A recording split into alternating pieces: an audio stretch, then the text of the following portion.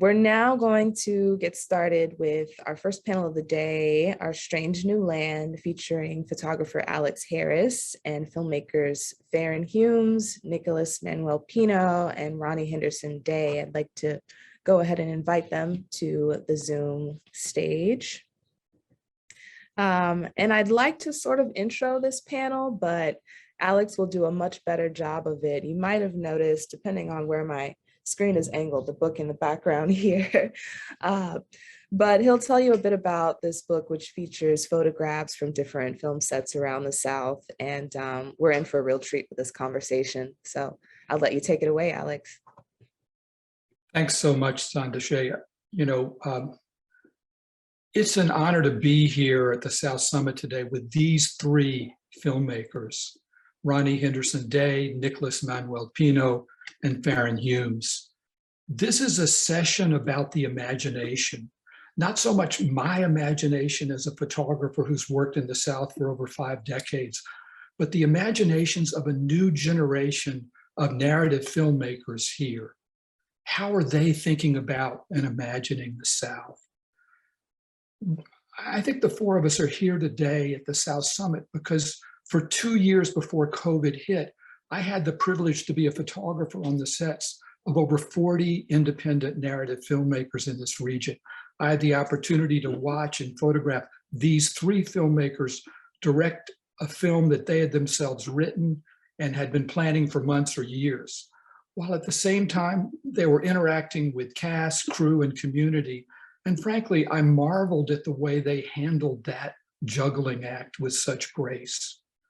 Being on each of their sets as a photographer had a profound impact on the way I came to approach taking pictures on so many other film sets in the South, and on how my wife, Margaret Sarter, and I, editing a book of my film set pictures, came to think about what my photographs tell us not only about the South, but about all of us.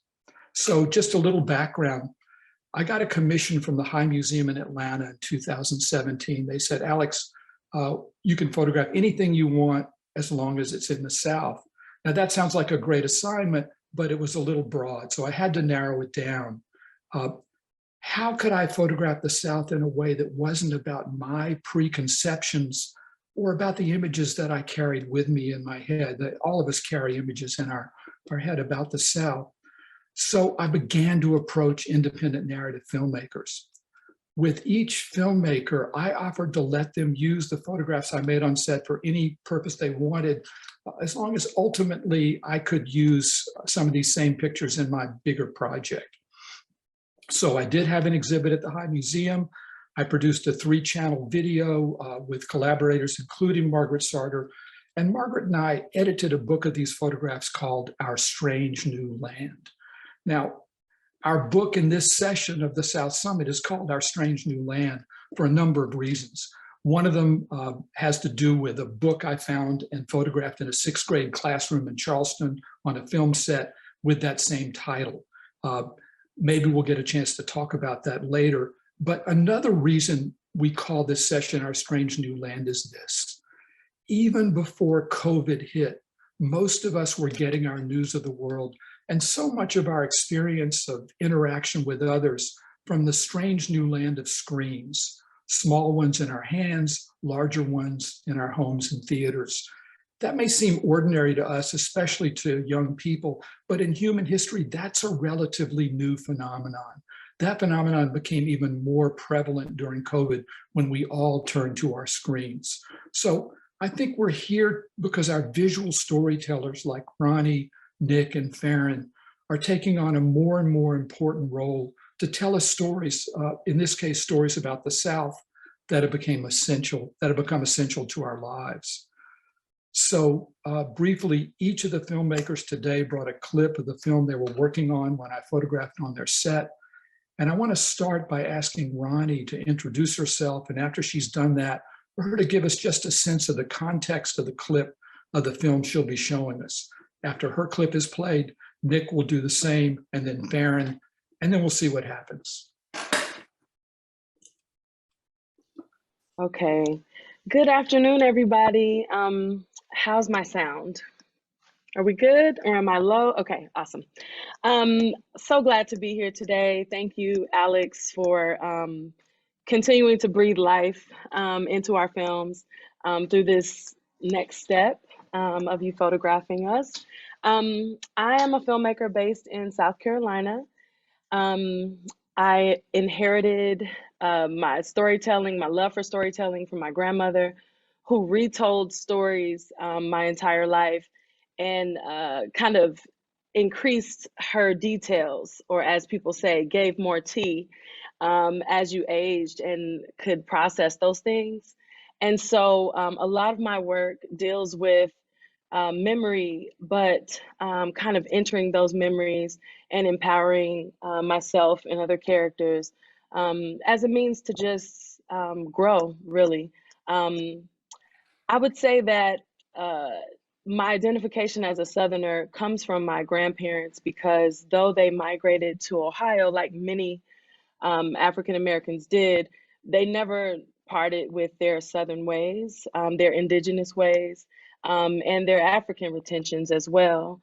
I grew up with Howard cornbread, black eyed peas, Hoppin' John, all of those types of things, as well as growing, healing tinctures in your yard. So I would say that film was a way for me to kind of be that medicine for myself and my family line. The clip that I brought today from And the People Could Fly, which borrows its name from a beautiful folktale, um, deals with our main character who is 8 years old, entering a house of a woman named Miss Nancy. She's a white woman who lives in a black neighborhood, but in a very nice home, and she gives a very comfortable experience to folks who use heroin.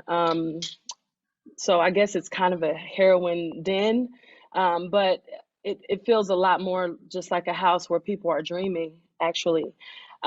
We see this whole scene from the perspective of the child, um, and she forces, kind of in her mind, a heroin withdrawal as a means to wake the adults up from their escape. Thank you.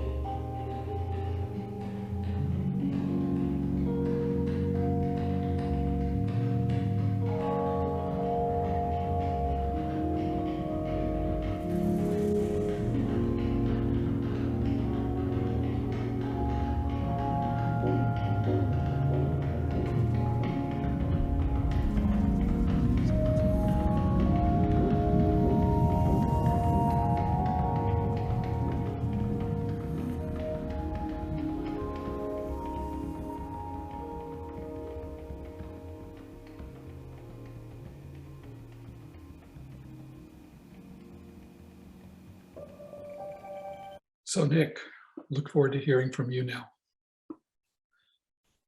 Hello, how's everyone doing out there? Everyone can hear me? Mic check, 1, 2, good. Thanks for everyone for being here. Thanks, Alex. It's nice to see you, Alex.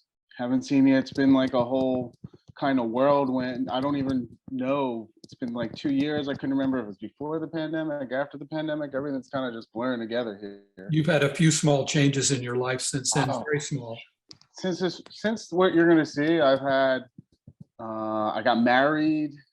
I moved to LA and moved back and had a kid and shot my first feature. It's been a lot of stuff, but it's like great to see your face, and it's great to be back here with New Orleans Film Society.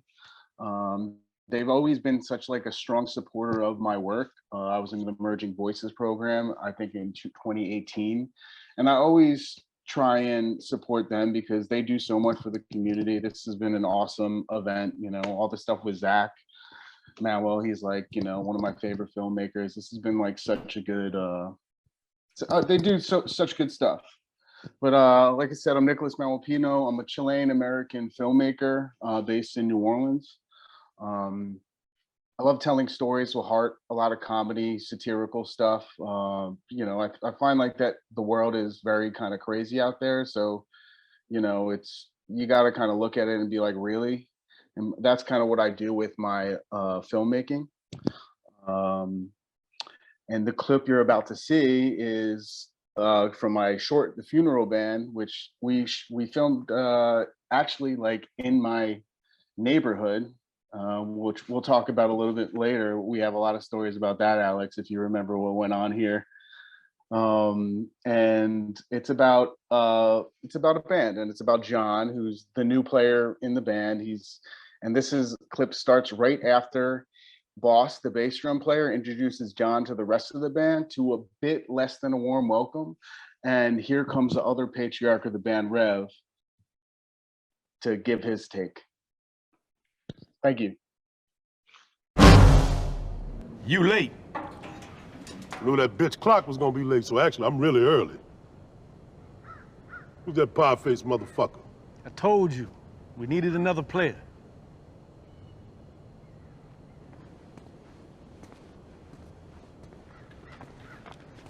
Where you from, boy?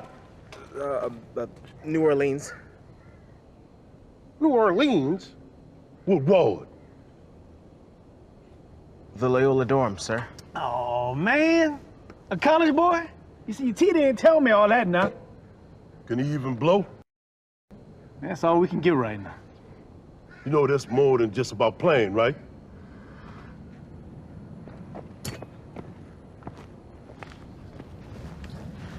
What's that, Brad? Where the fuck supposed to be getting these niggas from, Brad, bro? Who is this? What the? Damn. Clock don't get here soon. We're gonna be late for boat gigs. Yeah, his mama said he was so overdue, he was born with a goatee at his 8th grade graduation. God rest her soul. Shit, he was late at her funeral, too. Showed up stinking of Jack, almost dropped the coffin if it wasn't for Mount. Family ain't talked since neither. He can't always be that late. Who? Man, he was so late for his first wedding. It's called the whole thing off. Preacher on the bride face like, you know you could do better. My sister was still pissed, but that made her feel better. He left your sister at the altar? Yep, and Happy's too, and his cousin. And my other sister, too. And who do you think he moved in with? Always late with the damn rent, got us both kicked out. Shit. Got me kicked out twice, man. Man, he displaced our whole neighborhood, worse than the goddamn storm. So why y'all friends with him? We not. We thicker than blood.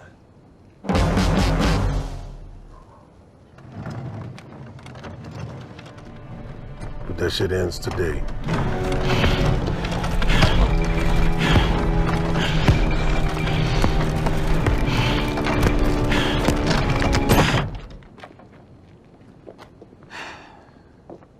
What the fuck?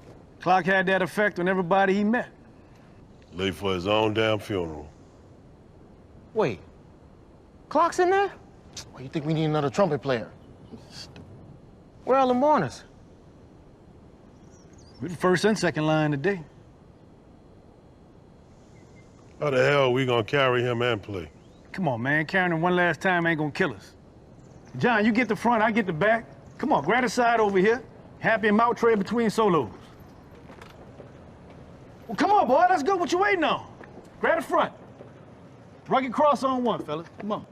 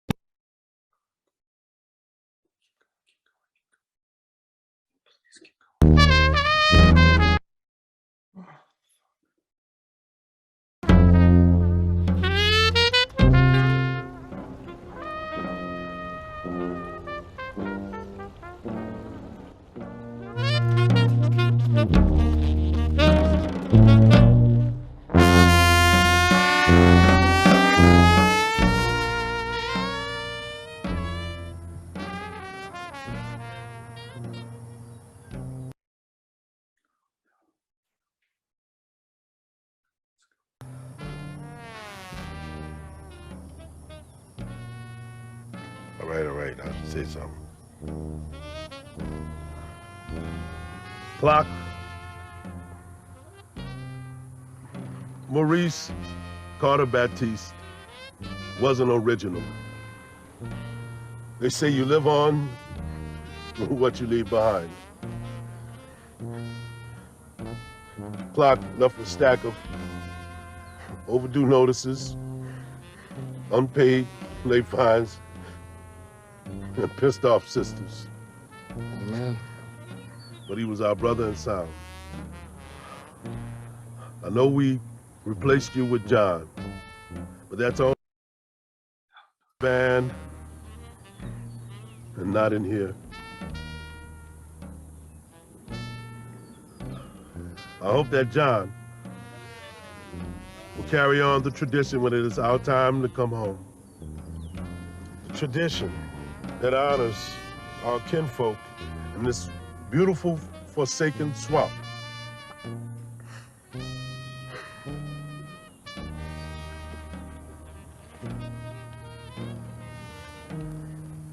I'm but a man and cannot judge where you'll end up, Clark. But at the gates of heaven are darkness.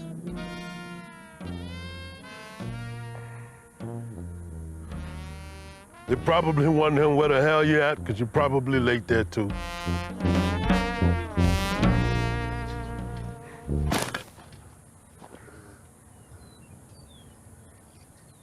We love you, Clark. We'll see you when we come home.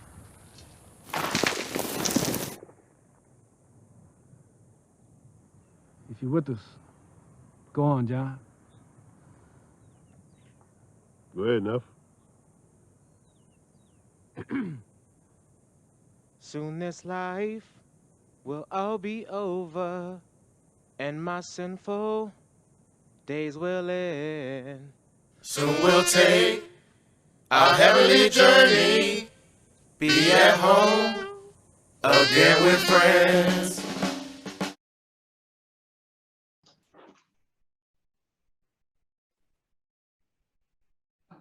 Should I just go? You were muted out. But hello, it's good to be here with you, Alex, and Zandashay and Clint, and extended New Orleans family.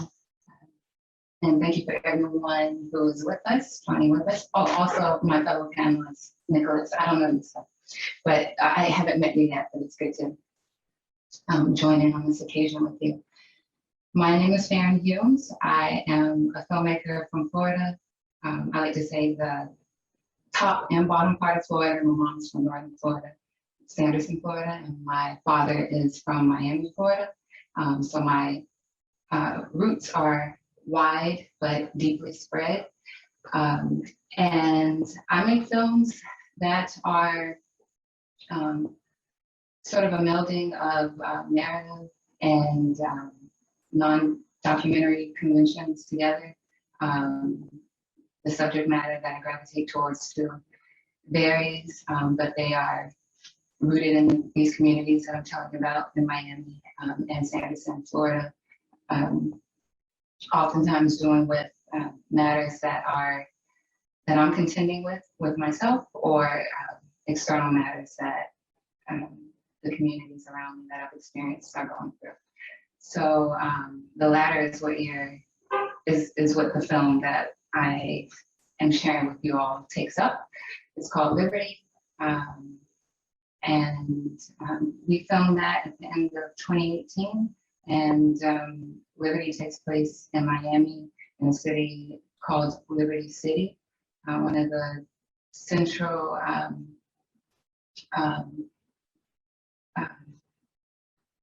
I'm blanking on the word, not municipality, but one of the central towns and central forces of amassing Black folk in Miami. So it's an important site. In 2015, the county announced that they were going to tear down the oldest and largest public housing site in Miami. And so this film looks at two best friends who have always lived right next to each other on the day that they learn that they are to be moved apart because of the ongoing construction that's happening and displacement.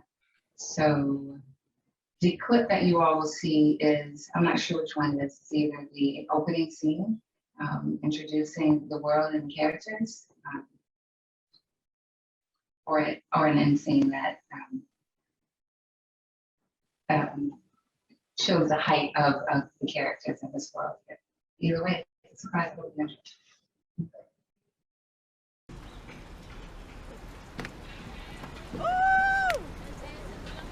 Wait, and this music, and this. Oh. That is it.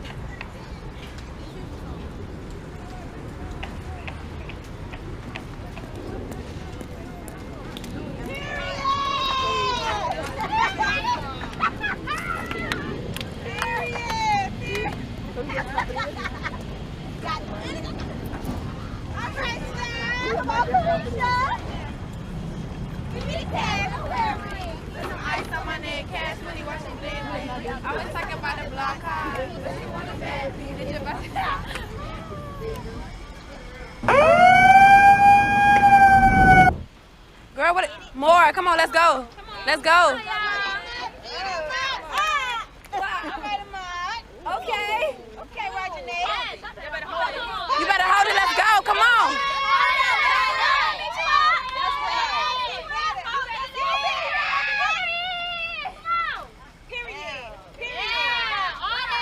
Okay, that's enough. Go back, stay. Taisha, come on. Let's go, Taisha. 5, 6, 5, 6, 7. Let's go. Come on. Let's go, Ty. Come on, y'all. All right, Taisha, that's enough. That's enough. That's enough. Thank you. Shanette, Rhea, let's go. Come on, y'all. 5, 6, 5, 6. Come on, y'all.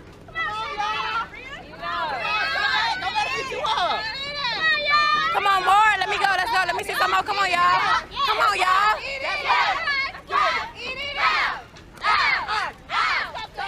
All right, y'all. Come on, come on, come on. Okay, Shauna, that's enough. That's enough. Alex, let's go. Come on. Come on, y'all. More. Come on, come on, come on, come on. Come on, Rhea, let's go. Come on, Rhea, let's go. Get it. Get ready.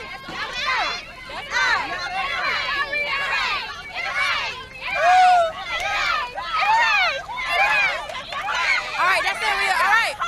Loggy. Come on.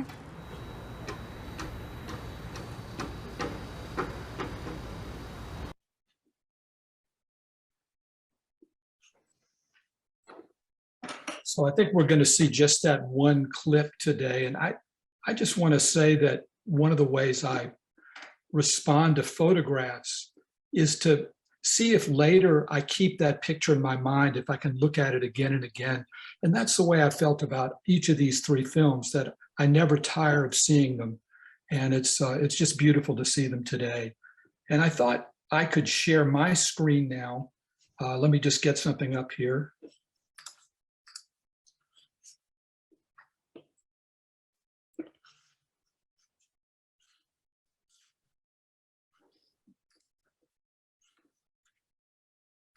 What I wanted to do was just give you a sense of what it was like as a photographer to be on these 3 sets. So if everyone can see this first photograph of young Javier Luz Garcia on the set of Roni's film, And the People Can Fly. I showed up on Roni's set in South Carolina, never having met her, the day before filming began. And I saw this young woman playing and dancing outside. And I thought, well, she's just a kid who's playing. And it turns out not only is she the main character in this film, but the gesture that she's making is one that's essential to the film. She was doing more than just playing.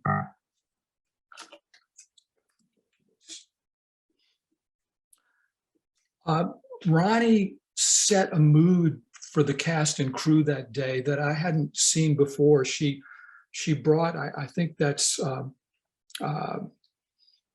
Sage, And she blessed the entire group with sage and just created an atmosphere where we all felt like something really special was going on here. And I, as a complete outsider, felt like I was part of that.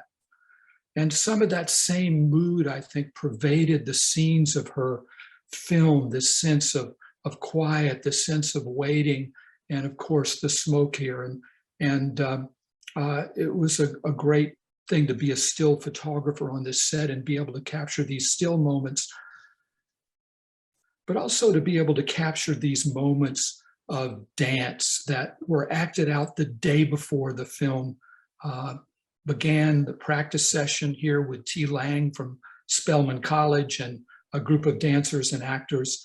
I learned something which is always show up the day before filming begins, because something really special can happen. And I love this set of this middle class living room and the wonderful painting and then the amazing things that happened in that room. Here is the actual filming, and I saw how much this film was going to be about color, color constantly changing, the mood constantly changing. And it was extraordinary to be able to photograph that.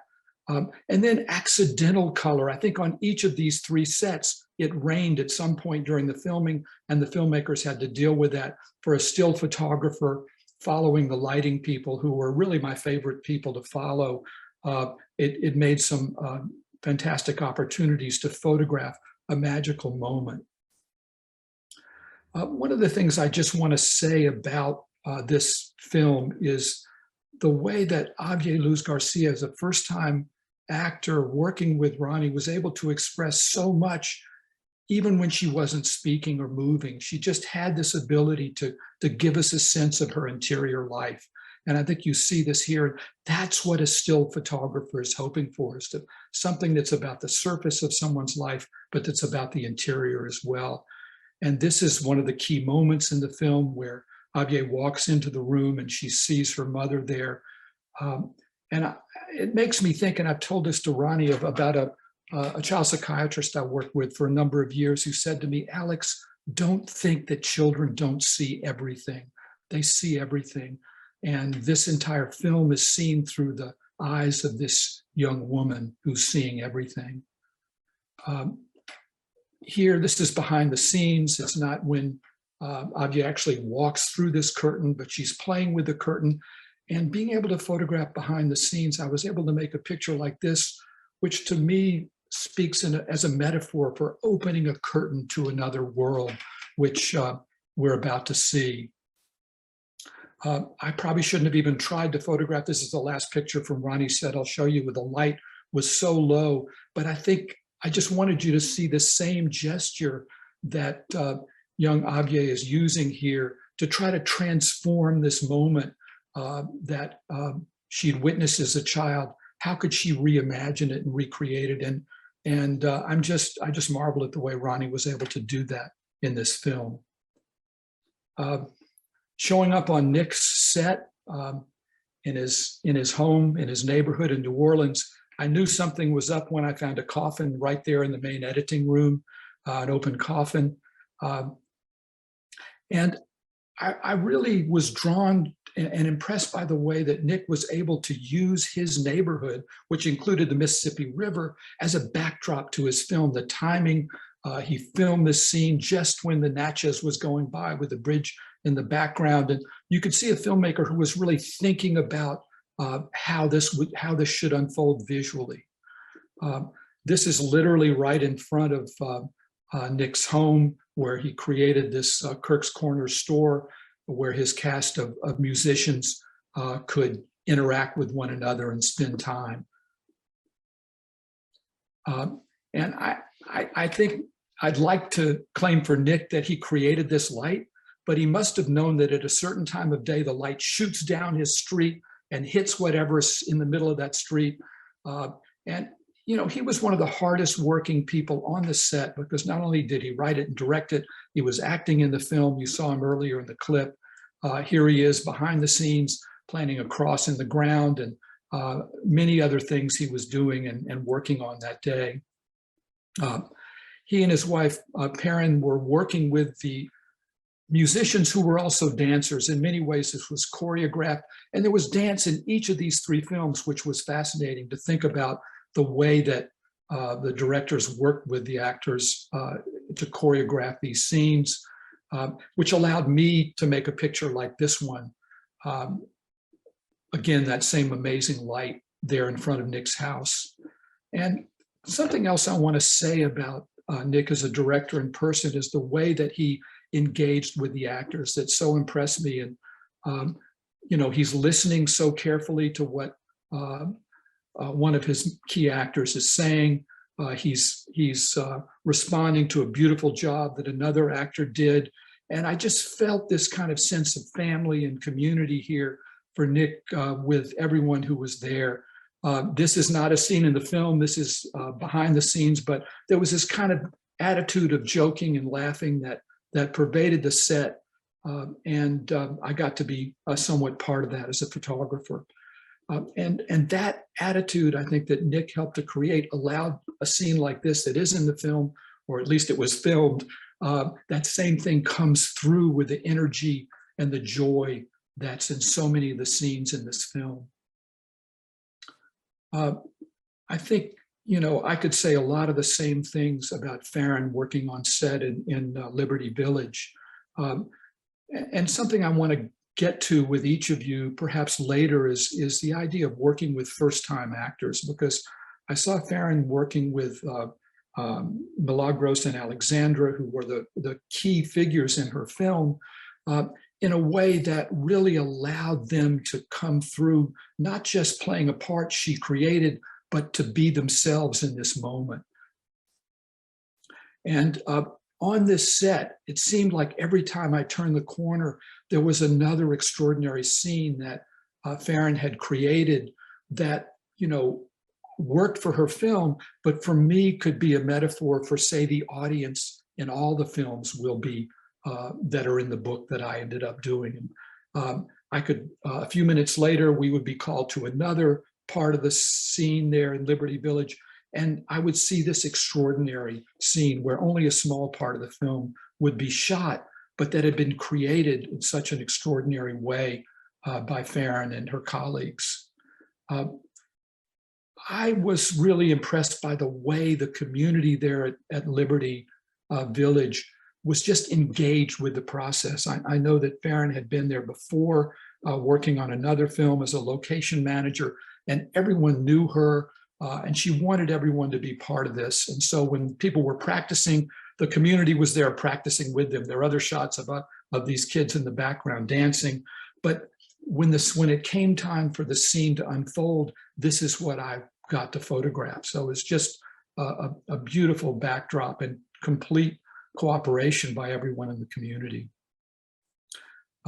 I wouldn't have had the nerve to walk up to Faren when she was working on the script and thinking about the next scene, but when this young man from the community came to talk to her, you can see the kind of attention she gave him and that she gave everyone in the community. There was such a bond of trust there.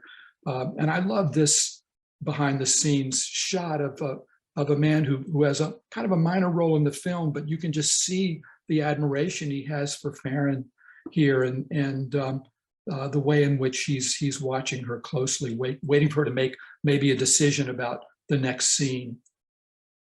And the same's true for the dancers you saw at the beginning of her clip, the way that she related to them, worked with them, imagined them in the scene. Then it starts raining and the scene unfolds. There's so many images I was able to make of this, but it's a beautiful moment and key to the film. I think this is the last image I'm going to show you from Faren's film. And again, it's an example of how the community gets involved here. The main actors are here braiding hair, but also there are other women, young women who were here part of this. And everyone really took part of this film and felt like it was not just about them, but it was of them as well. So, this is the last one I'll show you. One of the things that happened on set is I got to see what was happening in the community while the filming was going on. And this young man was just in a tree watching a film set being set up. As he jumped out of the tree, I photographed him. And it just struck me, making this picture and so many other pictures of people in the communities around these films, that that we're all actors in our own lives. We're moving through our lives in a way that mimics what I saw in these films, and the films mimic what happens in real life. And this is such a beautiful example of that. So I'm going to stop sharing my screen and turn to my colleagues here. It's hard to sort of know where to start here, because there's so many questions to ask, but why don't we just start about the specifics of each of your films? So, you know, you're all telling a particular story. It seems in some ways like a narrow story. Faren, you're looking at gentrification through the eyes of two young women in Liberty Village, but how do you approach making a film, or is this something you even think about for someone who doesn't share your experience, or doesn't share the world the actors portray, or even the concern for this issue? How do you try to do this in a way that so that we'll all be drawn in? And I'll just open it up. And Faren, do you seem like you want to start? Yes, I'll start. I think what I'm getting from your question, maybe it's like the consideration of the universality of it. And my navigational point is to do the opposite, of just to try and practice taking up my full self, and everyone that I belong to take that up fully, and to start to think of the preoccupation with universality and you know, like commonalities as sort of intrusions from the conviction of taking up my full self. So, and people say that the universal is in the specific. I think it can be, but even if it isn't, that's fine. I'm okay with barriers. I'm okay with specificity that is so nuanced that maybe it just you know, invites you to just wonder and just to observe. And I think you can have a very full experience, and I think people really discount or play down the amount of learning and exposure that can happen from just being exposed to things. So I just try to take up my full self. Thanks. Roni, do you or Nick want to comment on that? Sure. I agree. I mean, because I kind of dive into my memories, you know, there's so much amazing and beautiful content in the world.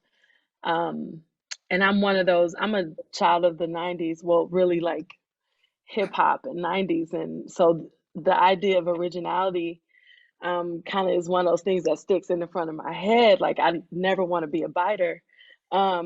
So I stick to my story, you know. Now, obviously, in form and medium, some of those things, you know, the universal, you might relate, but I really am attempting to work my way through my own shit, you know, and through my family stuff. And eventually, I guess, I'll get to make some other things. But, you know, I think the universal can be found in the specific, but I don't know that it should be a goal as a storyteller. I think, like Stevie says, you have to tell your story, you know. Yeah. For this particular story, it came to me while talking to Kirk Joseph, who was one of the producers on it. He's one of the founding members of the Dirty Dozen Brass Band, which is one of the longest running brass bands since the 70s here. And I played in his band for years because I was a musician before this. And we had just lost a friend who was like one of those people that, you know, that kind of drives you crazy in life, but then you know, like you realize like the hole that was left when he is gone. And so we, you know, I kind of went back and I like came up with this because, you know, I wanted to tell the story of men, friends, you know, like actually opening up to each other for a moment and being vulnerable in their space where they're comfortable, where it's like, you know, it's usually not like that. You know, it's usually when you like somebody, you know, you rib them, you know, you know, you joke with them, you know, it's not being open and empathetic with each other. And I feel like I see a lot more of that, and I wanted to put that out in this film. But it's, you know, it's like Ronnie said, it's like we work, you know, you work through your shit. You know what I'm saying? This was like coming to terms with, you know, a fallen friend, you know, and people always say, write what you know. And I think that's a misnomer. I think it's write what you feel. I think it's like your emotional intelligence. Like you can put that into any story, whatever you're going through. If you're in freaking space, you know what I'm saying? Like there, you know, like you put what you're feeling there, you're feeling lost, you're feeling, you know, isolated from people. You know, like I feel like that's the way good stories get told. And, you know, I don't really, you know, I'm not worried about being universal. I'm just worried about, you know, like connecting the feelings that are innately universal, I feel. You know, like loss is an easy one, you know, we've all been a part of that. Thanks. And thanks that, you know, just listening to the three of you speak about this makes me think about that word documentary. I'm called a documentary photographer. I'm from a Center for Documentary Studies. And yet looking back at the photographs I've made in places as disparate as Inuit villages in Alaska or Hispanic villages in the Southwest, there's really much more of a personal reason I ended up in those places and wanted to tell the stories I told. And I won't get on the couch and tell you those today, but I will say this, that one of the things hearing you speak about this made me think of what I talk to students about often, which is if you're going to photograph a world that's outside your own experience or even in your own experience, how do you get inside that in a way that no one else would be able to do? How do you see that through your own eyes in a way that's going to allow us to see it that way too? And I think that's what you're all speaking to. And I guess another question I want to ask you then is about that question of documentary, because you're each getting at issues that could be portrayed in a so-called documentary film, and yet you're using the narrative form. Can you talk about that? Do you work in the documentary form? Was there a conscious choice? I'm going to make this film in this way as a narrative film. I'd love to hear your thoughts on that. And it could be about your films in general, not necessarily about this one.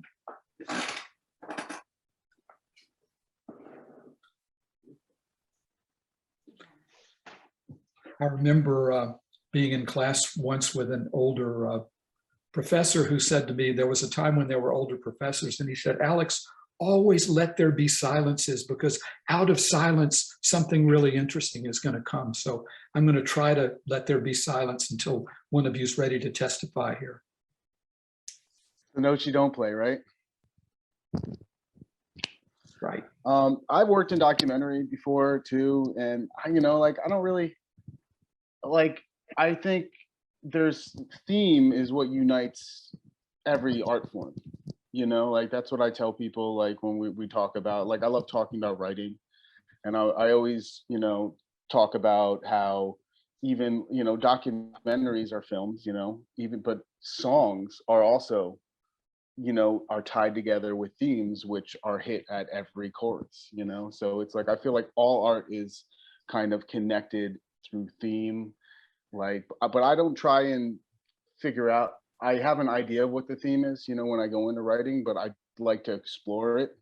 I don't like to be so rigid with it, because I like to, you know, where the characters go, I want them to go. I want them to naturally explore. I just try and learn who the characters are, so that when I get to the page, they can just explore, you know, these, like what happens to them you know, and what actions that they're going to take is going to really, you know, illuminate what the story is about for me as a writer, you know. And I feel like documentary is kind of the same thing, because when you put it together, you're interpreting what these decisions that these non-actors made, these real people made, and you're trying to fit it into like what you want to say about it. You know, you're filtering their documentary is interesting. You're filtering their experiences through your lens.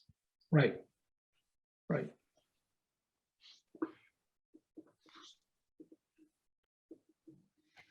Well, I like realness and I like rawness, but I don't really think that that's like mutually exclusive from, or I don't think that, yeah, there's like a conflict with realness and rawness in fiction. So I think that's where the melding comes in, where I feel called to speak on something, knowing the power of storytelling, fiction, myth, but I still, it is still about documentation in a way. So I'm wanting to preserve the essence of the people that I'm working with or the sites that I'm working with. So I'm, you know, we may take young work and develop a fictional thread or an idea or a story, but within that, I'm not trying to alter the place that we're in. And the goal is, you know, to make these stories out of ourselves, out of who we are, each non-actor, resident community member. What is a part of you that is connecting with the story that we're trying to build together, the story that I've brought to you. And I think the last thing I want to say is, for my past works, it's been starting with an idea, starting with fiction, and then it's sort of like unraveling as we go to set, just whatever comes, and just sort of like acquiescing to just the natural occurrences of what a person brings to you, what the community with the site, the day, the weather, just being open to that. And I've sort of flipped now, or grown, or transitioned, I don't know, we'll see. So grounding first with nonfiction, with oral histories, with various archival elements, and I guess just coming with the understanding to have more comfort, I guess, and confidence and knowing that you can make fiction, you can make stories, and with all of these real parts in conversation with each other and combining whatever formula. So that's the exciting, new, challenging thing that I'm conceptualizing with my work. Thanks. I love documentary.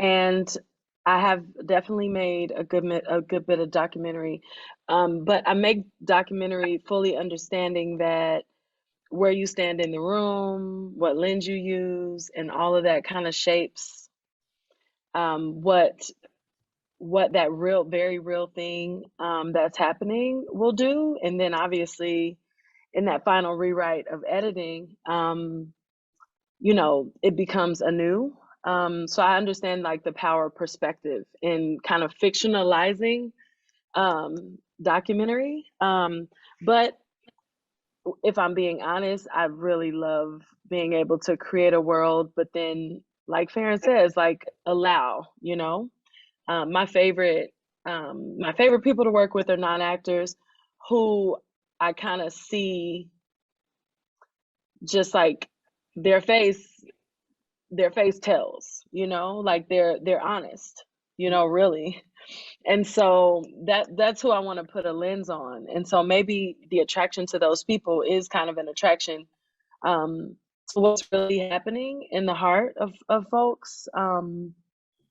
but then, you know, putting that into a story and allowing them to kind of weave their personal experience into those characters. So, you know, even though we write something on the page, it becomes fully new at each stage. And the collaboration process and all that. I think that's why I love fiction so much and experimental film, because everybody can kind of play.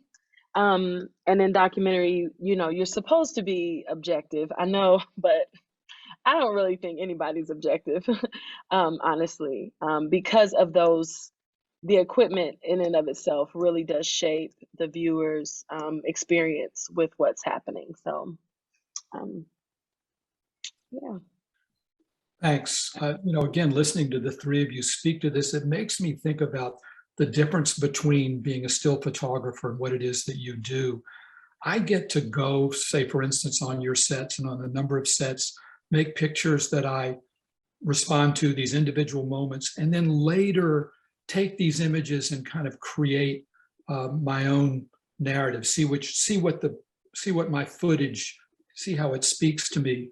I remember being on several sets where I saw the storyboards of directors, and they were very detailed. They were down to movements and dialogue. And you've spoken to this a bit, but I'm just curious how much you count on serendipity, how much you count on things happening on set that aren't what you'd planned, or how much of this is really storyboarded and planned out, and it has to begin this way and end this way.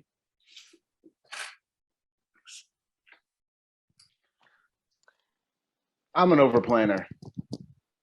I love planning. I love planning. I love pre-visualization. You know, I love, you know, shot lists, storyboards, you know, like I just did a feature, which I storyboarded everything for it, you know, but it's like storyboards are all, that's not in practice. That's a vacuum. That's not like how it actually is going to unfold. You know, where like, I try to picture, because I'm an editor too, I try and picture what's going to be on the screen. So you know, like when you need those connective tissues, you know, when you make those match cuts, or you know that stuff. But like you need to, like, I try and be open to the process when you're on there, because you're not going to get the location that the location is going to, you know, go away, and you're going to have to replan for something else on the day. That's just what happens. And I love it. That's, you know, that's like super important to me, to be able to be open. And I work on that, you know, because I am an over planner. But like when I'm doing stuff like stunts or like fight sequences or stuff like that, which I did for the first time on this, it's like I did shot lists, I did storyboards, we got the stunt actors in, and I did pre-visualization, me with the camera, and then cut it together, see what works, see what doesn't work. And still it all changes, you know? So it's like, but it makes me feel more comfortable knowing that I have a plan, and that I have a B plan, and then I'm going to end up going with something that I don't know, you know? It's just so much, there's so much money involved, you know, there's so much time. Like that's what we have. There's never enough time. You know, there's never enough time. So that's always like what we're up against. So I just try and, you know, be as prepared as I can, because no one else is going to be prepared for you when you get there. You know, if you don't make your day, it's on you. You know, if you don't get what you need for your film, you know what I'm saying? Like that's, you know, like it's a heartbreaking thing, and it's happened to all of us, I'm sure. You know, the shots we had to lose, the sun's going down, the rain delays. But, you know, it makes me feel a little bit less anxious, you know, that getting on, knowing that I have a playbook.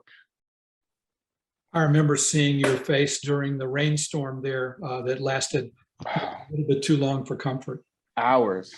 Yeah. We're all packed into my house, because like literally like I opened this was such a good film for me, just because it was so personal. Like I opened up my house to everyone, and that was base camp, which you should never do that.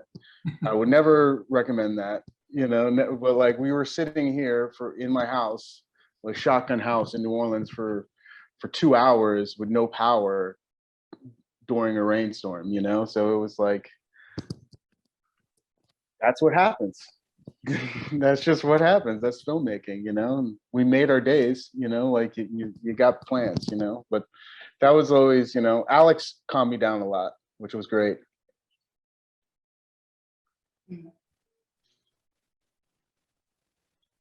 Faren, how about you or Ronnie? I was gonna say, I mean, I like to leave room for spirit, but that means that you have to be there and ready. So you know, you prepare and you plan. And I worked with the amazing Eric Bronco, who is just a great, fierce cinematographer. And I'm sure he would have liked me to be more prepared. One of my issues is that I'm in everything. I love story through wardrobe. I love, and you have to be, but I'm physically, you have to kind of pull me out of hair and makeup. You have to pull me out of, you know. So he tugged my coattail on this film a little bit, and was just like, you know, there are things that you've got to do that nobody else can do. And I think that, you know, I'll be honest, I really mourn the time where I was able to make films and that was my only job. And, you know, I've made lifestyle choices because I don't necessarily like the lifestyle that brought in certain ways. So, you know, I kind of always feel like I'm cheating on film, you know, and squeezing in.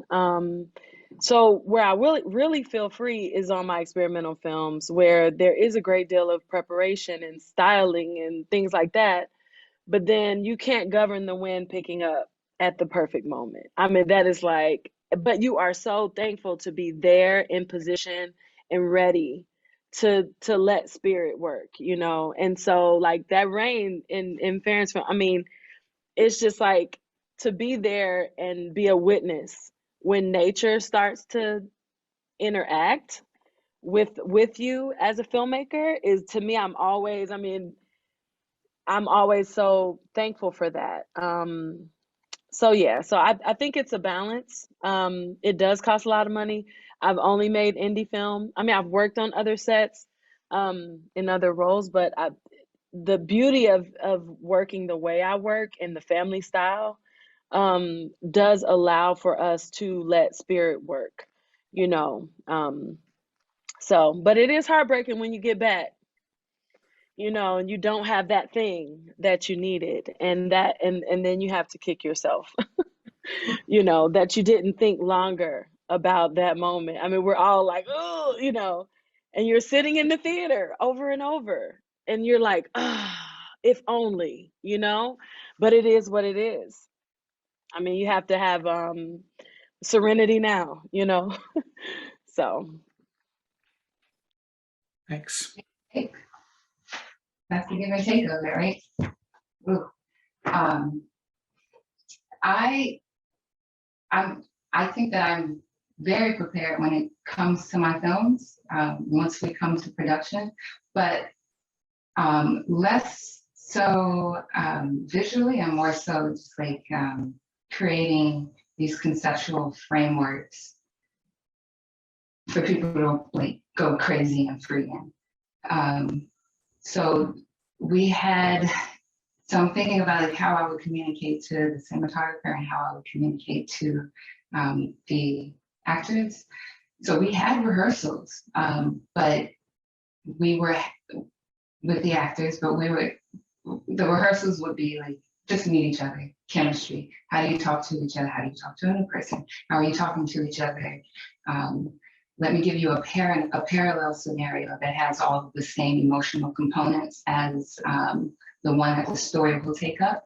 But how do I protect your, you know, your surprise and your, you know, just the whimsy of movie making. So we'll do like parallel rehearsal scenes with, or parallel scenarios to get these emotions out, but not hackneyed.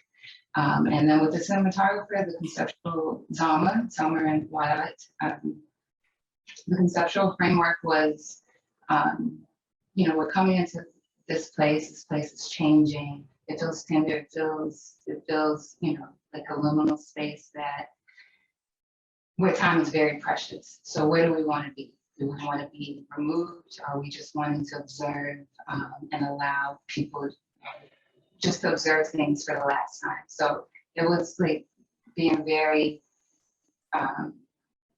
sure conceptually about what we wanted to do, so that so we wouldn't be locked down into it. As the wind and the rain, as you say, as it would come up, we would just go with it, but still keeping those conceptual tenets in our mind. Thank you. Nick, I'm not sure if you work with first-time actors or not, but I was just wanted to ask a question about working with first-time actors or actors who just come out of the community where you're filming. I know that Roni, you and Faren put a lot of trust in these young women who had to carry your film. Did you know in advance, and this could be a question for you too, Nick, about this or other films, did you know in advance what to expect for them, or were you just surprised when they kind of came alive on set and became themselves or became the character you hoped they would be?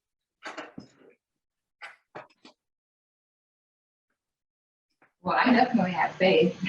You know, you gotta, yes. So we had casting calls, and there was some spark, some identification of like, I know you. I recognize something familiar here that we could build a relationship off of. We can speak some sort of the same language. So I think it's like an understanding, and not like I have to get you, I have to know everything about you, but is there something readily identifiable or felt that's gonna, I just need to know that when we get on set, that it's going to be so many abstractions and obscurities that I will be able to connect with you. Like we're going to connect, we're going to see eye to eye, and I can take you to a place. So I'm always looking for some evidence of that when I first meet someone in the conversation. Do we connect? Do I see you fully connecting with the other character? And once I see that, then that's my inkling. Okay, it's something there that I can harness, and that doesn't eliminate the challenge of actually making this realness happen. But all you need is one evidence of it, and you know it's there. For me, like I said, in those casting calls, same thing. It's like you're just looking for, does this person connect? You know, with Avie, I mean, she's a stunner. I mean, I can't wait to see her everywhere, but just her vibe is very much, when she listens to someone, she's really listening to you. And I think that listening is almost more than speaking, you know, in terms of actors. And most of the people on that set were not necessarily actors. A lot of them were dancers or identified as performers, singers. But I'm just looking for that honest quality, so that when I have a conversation with you about motivations, you're not going to hide from me, you know? I mean, obviously they need to be able to not be nervous with a camera in their face, but that's really a small thing. I can think back to even my thesis film, my favorite character. I mean, it was just this dynamite girl from a theater program that I was teaching, and she was just so real. Her honesty, you know, the way she I mean, she took words and made them her own. I just knew she didn't even have lines in the film, but it was in the eyes, you know. I mean, some of us are liars, you know, and so the camera don't lie. When if you're looking at somebody, you know, and you're faking it. I mean, maybe some people have that quality where their masking is so brilliant, but I prefer to work with people who are working from their heart. So yeah, it is interesting. I can remember, and this is a way that spirit kind of showed up and dictated what was good for the film and what was good for the child. So we had to rearrange something because Avier had worked for I don't know how many hours and was tireless. She showed no signs of like, and then it was like she dropped flat out on the last night of shooting. I'm talking about sleep on that good cozy velvet couch, and something in me said, and it was right before the static scene. And so I think that what occurred to me was something must be about to happen that she doesn't even need to be present for. So we had her carried on to the room where she was, staying, the apartments around the way. And when that scene started to happen, I was so thankful that she wasn't there because it was like an exorcism. Because those colors move those characters through these loose prompts that T. Lang so brilliantly kind of shaped in movement. But the static scene, I mean, something happened in the room, and literally, I was like, oh my God. It wasn't until that moment that I realized what I had done or what I was trying to do, what I was trying to reach back into my own memory and say, be more powerful rather than be angry. Do something, Roni. Like, cause I was an 8-year-old child who drifted into the dope house. You're taking too long. I'm coming to check on you. And I got angry. I made noise and I was like a jerk, and they kind of like people on heroin, they might try to wake up, but it's very difficult. They're like trying to hide things. And so I wanted to go back into that memory and be like, do something real. And so it was like an exorcism in there. I mean, all those people went through their own process and that sage was needed. I mean, I had some other things on standby and I used them because once they had to go through their own demons, which we all have them, the room was full. The room was full. And I was really thankful that Avier wasn't there. So Spirit put her to sleep and sent her home. And grown folks had to deal with things that only grown folks should have to deal with. So that was kind of one of those situations. Thank you.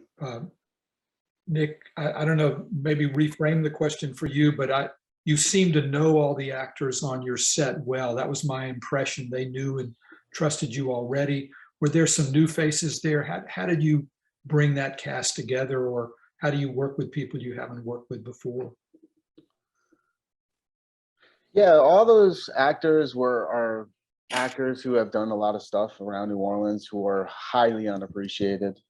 There was so much talent on that set. It was ridiculous. I got to get together my favorite actors that I've worked with here and there, and either like other pieces or commercials, or a couple of them I played in bands with. But, so they were just, it's about trust. It's about opening yourself up, finding that emotional connection between you and the actor. On my last film, I did work with a kid who was a first-time actor. And we went through maybe 15 or 20 different auditions with different kids. And it's like, this kid just was, he was probably the quietest of them all. Which was, and then when we were just reading together, he just kind of, just like zoned in and just locked in and like took something, that, because he was, I think he was a 10-year-old kid. He just went in there and just almost made me cry, just thinking about, because every other kid was in there and wanting to be actors and stuff. We're in LA, we're doing all these things, all the parents are there, they're coming in. And this kid just, came in with his dad very quietly, where all the other kids are all, they know the business, they know what's going on, they know, how to be personal. This was like the quietest kid, the shyest kid. And we started reading through it and something shone through. Like, I don't know, some people just have it, some people just have it and you can feel it. It's like, they're not lying. Like Roni said, it's just, they're they're they're not lying, they're not emoting, they're just living in that moment, which is the biggest thing that actors, forget. It's just like living in that moment, and he was so present. And even when we got on set and there was like all this stuff going on, around him, and it's like we're on location and there's 20, 30 extras out there, and he was just like quiet, like he was when he came, with running around with, there's 10 kids in the waiting room, and then he came here just quiet and controlled and just sat down, and he was what I told him between takes, because we worked with him for maybe 3 days, is just stay in that moment, stay in that feeling, just between scenes cut, there's going to be a lot of stuff moving around and stuff, and just stay in that moment. He was just so present. He was one of my favorite actors to work with in the whole movie. It was just amazing. Some people just have it, like you can see it. They're just souls. He had like an old soul that was just like right there. Like I was just, I'm looking, he's 20 years younger than me. I'm looking up to him, it's like. Just listening to you makes me think about how much credit we take as photographers for the portraits we make, when in fact, some people just have it. And if you're lucky enough to photograph those people at a certain moment and you can create that situation where they can be themselves, then a lot of the credit goes to them. I talked in the beginning about this being a panel about the imagination. And if I had to think about a project what's my dream project? What would I imagine myself taking on if I had the freedom of time and COVID notwithstanding or money notwithstanding? What is it that I would want to do over the next few years or in the future? And I'm just having gotten to know each of you on a particular set. I'd either like to know like what your next project is, or more than that, what would be your dream project that you would imagine taking on if those other constraints weren't there?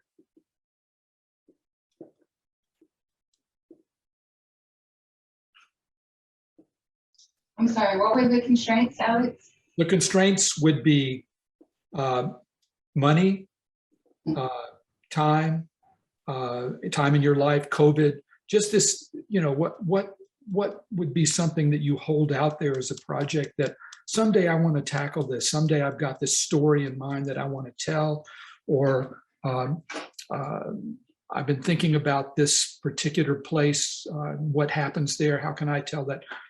Just something that you really, in the back of your mind or even the front of your mind, you want to eventually work on.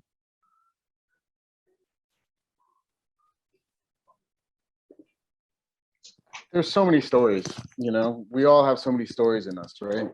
It's, like since that film, I've probably written like 8 or 9 screenplays.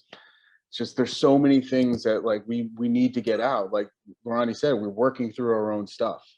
But eventually, like, I would love to do something about my father, who was a political refugee who came here from Chile he escaped captivity in Chile and came here on the bottom of a ocean liner and just ended up in America and met my mother, and now I'm here.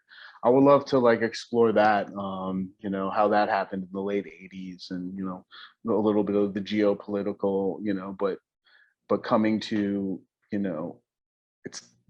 it's so personal, it's like you always want to save those like really personal stories till you can get like the craft of your filmmaking up to being able to tell something like that, like that's what I'm trying to do, get my craft of filmmaking up to be able to tell such like a personal story and do it like justice, so maybe something like that.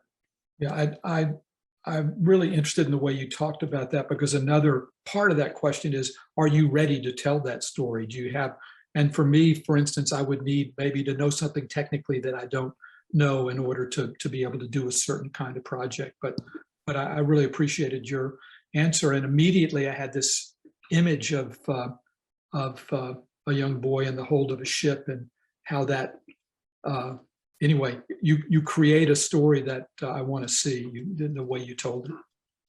Thank you.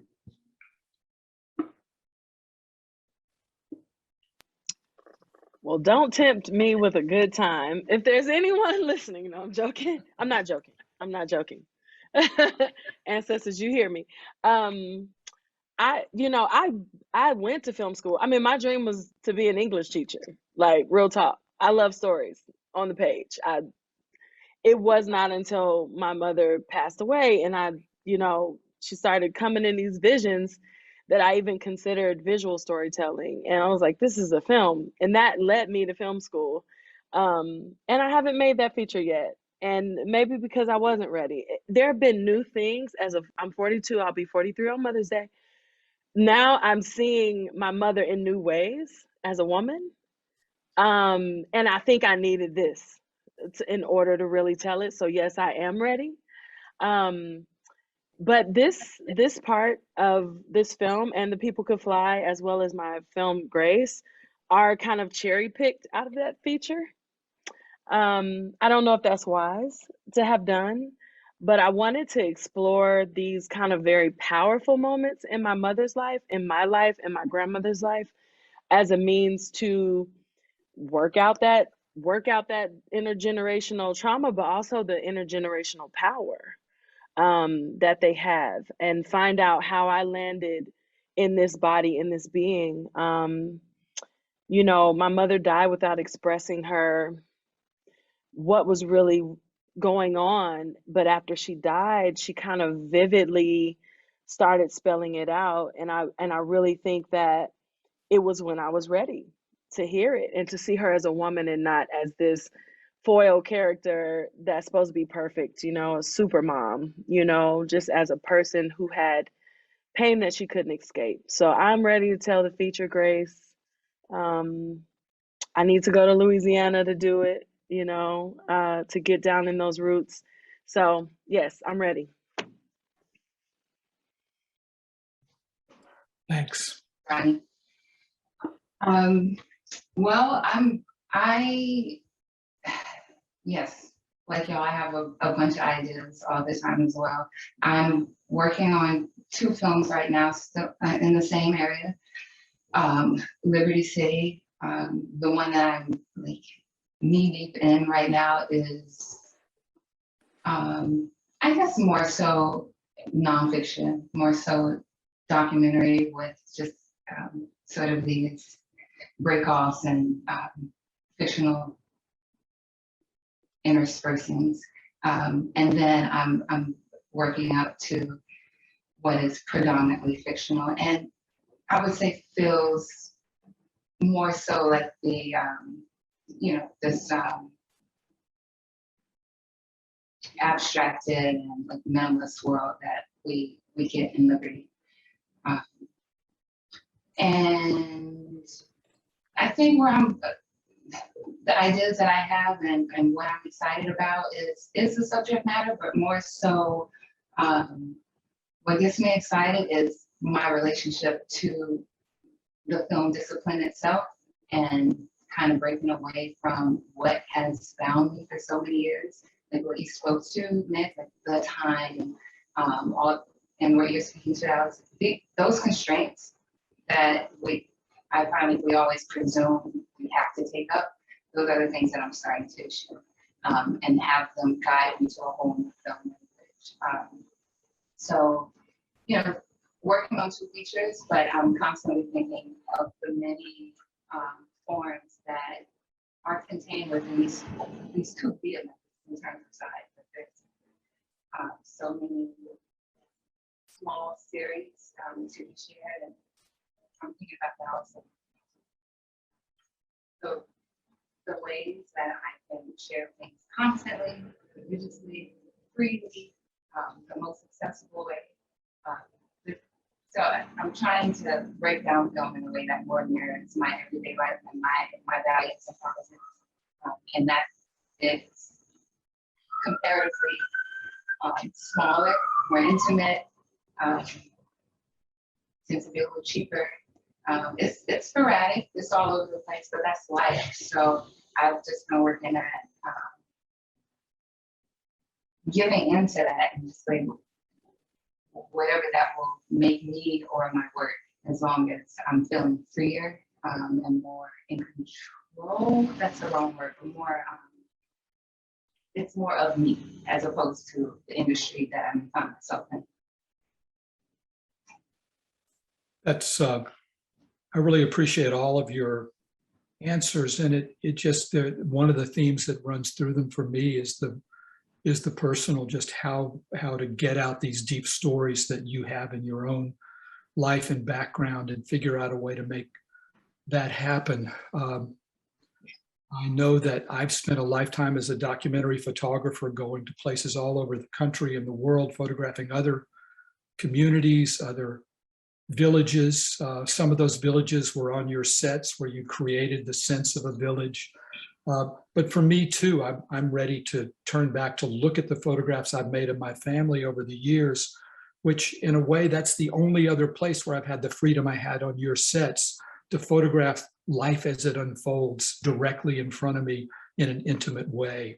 And I think some of the pictures I've made of my family might really resonate with some of the pictures I made on your sets. Not the really dramatic ones, but maybe some of those as well. And I guess I just want to thank the three of you. When I think about the luck and chance and fate that made me think of this crazy project, and then how I ended up meeting two of the three of you because Clint Bowie was kind enough to introduce me to you and introduce you to me. But still, the chances that we would all be here today speaking about our work, about things that matter to us, are really pretty slim. So I just want to thank the Film Society, New Orleans Film Society, and Clint and Sandeshay and others, and just the three of you for opening up a world to me that will really be part of me from now on. So thank you very much. Thank you, Alex, too. Thank you, for real. That essay writing it made me re-examine myself in ways that I'm really thankful for. Thank you. I didn't mention that Roni, Margaret and I invited Roni to write an essay for our book, Our Strange New Land. It's just an extraordinary piece of writing, and not trying to sell my book, but I will definitely try to sell her essay. So thanks. Thank you so much. Oh, sorry, were there last comments from anyone else? Just a big thank you. Thank you all. Yeah, thanks, Alex. Love you, Alex. Miss you.